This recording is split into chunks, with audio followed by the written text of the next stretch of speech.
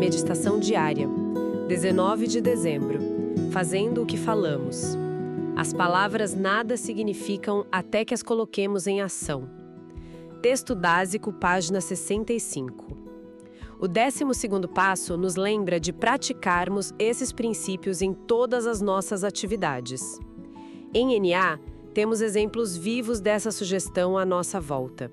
Os membros mais experientes, aqueles que parecem ter uma aura de paz os rodeando, demonstram as recompensas de terem aplicado este pouquinho de conhecimento em suas vidas. Para receber as recompensas do 12º passo, é vital que pratiquemos os princípios espirituais de recuperação, mesmo quando ninguém estiver olhando. Se nas reuniões falamos de recuperação, mas continuamos a viver como fazíamos na época da adicção ativa, nossos companheiros pensarão que não estamos fazendo nada mais do que citar frases de para-choque de caminhão. O que passamos para membros mais novos procede mais de como vivemos do que daquilo que dizemos. Se aconselharmos alguém a entregar-se sem haver experimentado o milagre do 3º passo, provavelmente a mensagem não atingirá os ouvidos do recém-chegado para quem ela foi dirigida. Por outro lado, se fazemos o que falamos e partilhamos nossa experiência genuína de recuperação, a mensagem certamente será evidente a todos. Só por hoje, praticarei os princípios de recuperação mesmo quando sou o único a saber.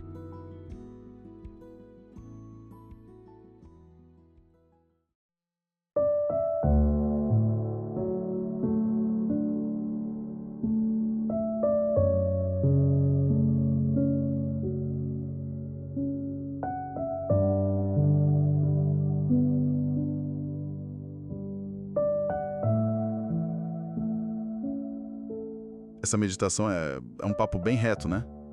Ela basicamente coloca a gente na parede e fala: tá, legal o seu discurso, mas e aí? O que você faz? Exatamente. E a grande questão que fica para mim é essa, o como. Sabe, como que um adicto em recuperação pega esses princípios que às vezes soam tão, sei lá, tão teóricos e transformam em ação de verdade, no dia a dia, no meio do furacão? Essa pergunta é o centro de tudo, na verdade. E o mais interessante é que a resposta que o programa dá não é nada grandioso. A primeira e mais crucial ação não é um ato heróico, é a prática diária constante do 1º passo. Certo. Admitimos que éramos impotentes perante a nossa adicção, que nossas vidas tinham se tornado incontroláveis. Mas aí é que entra a minha dúvida. Diga. Isso de admitir todo santo dia não pode virar só uma coisa da boca pra fora, um ritual vazio, sabe? A gente acorda, repete a frase e pronto. Aí passa o dia tentando controlar tudo e todos do jeitinho que a gente sempre fez. Cadê a ação aí? Ótimo ponto. É um risco real. E a diferença é sutil, mas é gigantesca. A ação não é recitar a frase, é internalizar a verdade dela. É um lembrete. Um lembrete de quê? De que a nossa melhor ideia, a nossa força de vontade, nos trouxe até aqui. Então, hoje, só por hoje, a gente vai tentar algo diferente. A ação é ativamente soltar as rédeas. É uma rendição ativa, então. Perfeito. É a diferença entre dizer eu sou impotente e viver como alguém que realmente acredita nisso. Sem essa ação diária de aceitação, todo o resto vira exatamente o que a meditação critica. As tais frases de para-choque de caminhão. Exato. Você fala de impotência na reunião, mas suas atitudes no trabalho, em casa, gritam eu ainda estou no controle. Entendi. Isso muda tudo. E a meditação dá um exemplo perfeito disso quando fala de aconselhar alguém a entregar-se sem ter vivido o 3º passo. Essa ideia de entrega também é outra que, nossa... É bem complexa, né? É. Porque sempre me soou uma coisa meio passiva. Tipo, vou me entregar. Aí eu sento no sofá e espero a vida acontecer. Como que entregar a vontade à vida vira uma ação concreta e não só uma resignação? Olha, a prática da entrega, no fundo, é uma mudança de comportamento. É sair do reativo, do piloto automático da doença, para o consciente. O 3º passo é uma decisão, claro. Decidimos entregar. mas a prática diária é como a gente honra essa decisão. E a literatura de NA dá a dica de como fazer. Que seria? Ela fala algo assim, que se a gente parar para pensar e pedir ajuda antes de agir, a gente não precisa mais seguir a nossa vontade egocêntrica. A famosa pausa, o pausar quando em dúvida. Isso, mas eu diria que é mais do que só quando em dúvida. É antes de qualquer reação que vem das entranhas, sabe? Aquela reação instintiva. Ah, sim! Essa pausa, que pode durar 2, 3 segundos, ali é o campo de batalha. É nesse espacinho de tempo que a gente transforma a entrega, que é um conceito, numa ação real palpável. Me dá um exemplo prático? Do dia a dia mesmo. Claro.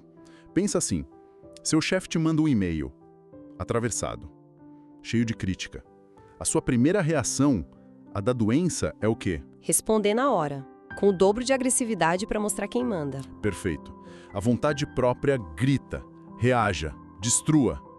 A prática do terceiro passo, a ação da entrega é: você lê o e-mail, sente aquela raiva subindo, respira fundo e não faz nada. A pausa. A pausa. Nesse momento você pede ajuda. Poder superior, me ajuda a não fazer uma besteira aqui. E talvez você decida responder só amanhã. Ou nem responder. Essa pequena escolha de não seguir o primeiro impulso, isso é entrega em ação. Faz todo sentido. Não é passividade, é estratégia espiritual. É escolher a melhor ferramenta. E a nossa primeira reação quase nunca é a melhor ferramenta. Quase nunca. Mas essa pausa funciona bem para apagar incêndios, né? Para momentos de crise. Mas e a prevenção? A meditação fala em praticar os princípios em todas as nossas atividades, o que me soa como algo constante. Como a gente evita que os incêndios comecem? Ótima analogia. A pausa é o extintor. A prevenção, a manutenção diária para a fiação elétrica da alma não entrar em curto. E essa ferramenta é o 10º passo. Continuamos a fazer um inventário pessoal e, quando estávamos errados, admitimos-lo prontamente. Exatamente. De se enganar, né? Chegar no fim do dia e só ver o lado bom das coisas. Ah, hoje foi ótimo. Como a gente se mantém honesta nisso? Ainda mais quando a meditação diz para praticar mesmo quando ninguém estiver olhando. A honestidade nesse passo é um músculo que a gente mais exercita na recuperação, eu acho. E o perigo de pular essa manutenção é real. A gente vai acumulando, né? Vai acumulando. A literatura mesmo fala que a falta de manutenção diária pode aparecer de várias maneiras. Começa com uma coisinha pequena, uma irritação que a gente ignora, uma pequena desonestidade que a gente justifica. É como ferrugem, vai corroendo por dentro sem a gente ver. E a ação concreta do 10º passo não é só olhar para si, é o admiti-lo prontamente. Essa palavra prontamente, ela é muito forte. É a parte mais difícil e a mais libertadora. O prontamente é o antídoto para o veneno da justificativa, da racionalização. A nossa mente de adicto é mestre em criar histórias em que a gente é sempre o herói ou a vítima. Sempre. E o 10º passo quebra isso. Ele força a gente a dizer: ok, aqui eu pisei na bola. Fui impaciente, fui egoísta.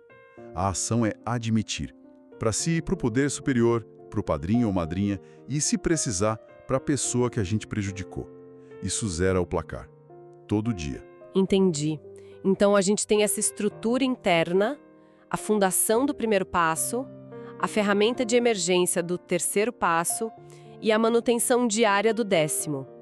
Mas a meditação fala muito sobre o lado de fora, sobre o nosso impacto. Como essa arrumação interna se manifesta para o mundo? É a consequência natural. Quando a casa está limpa por dentro, a luz começa a vazar pelas janelas, sabe? E essa luz se manifesta de duas formas muito poderosas: reparando os danos do passado e servindo aos outros no presente. 9º e 12º passos. A mosca. 9º e 12º. O 9º passo, fazer reparações. Isso deve ser o fazer o que falamos na sua forma mais pura. É encarar de frente quem a gente machucou e mostrar com atitudes que a gente mudou. Exato. E tem uma frase na nossa literatura sobre isso que, para mim, é genial.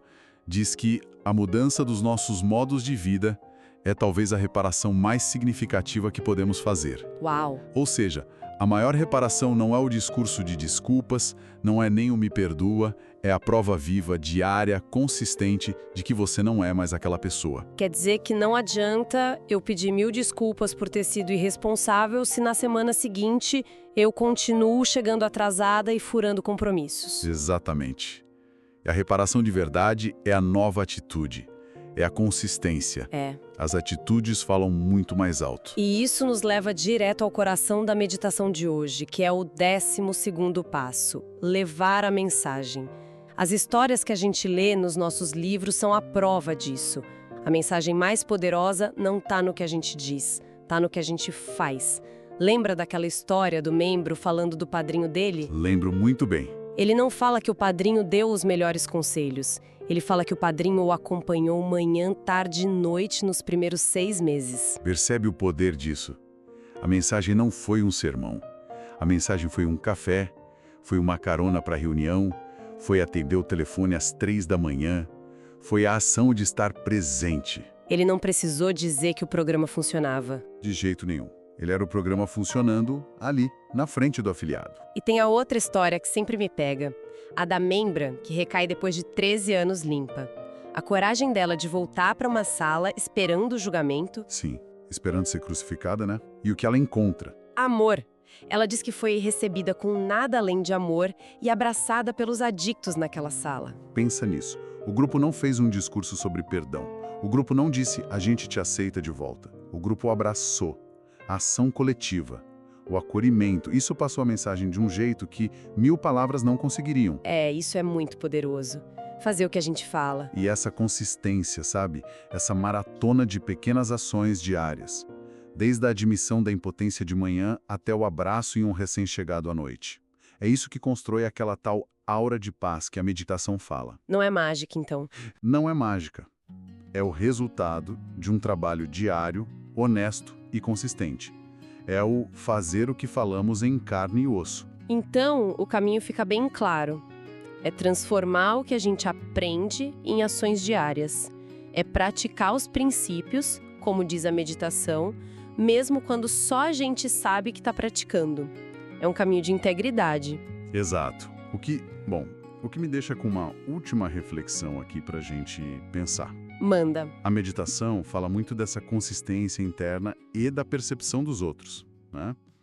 Mas e quando essas duas coisas entram em conflito? Como assim? O que acontece quando a ação mais honesta, mais espiritualmente correta que você pode tomar? Tipo, fazer uma reparação super difícil que vai gerar um desconforto, ou colocar um limite necessário em uma relação. O que acontece quando essa ação, vista de fora, não parece nada serena? Como a gente equilibra a prática autêntica dos princípios com essa aparência de serenidade que a gente espera passar para quem está chegando? Queridos ouvintes, ficamos por aqui. Lembrem-se, mais será revelado. Tamo junto. Só por hoje. Funciona.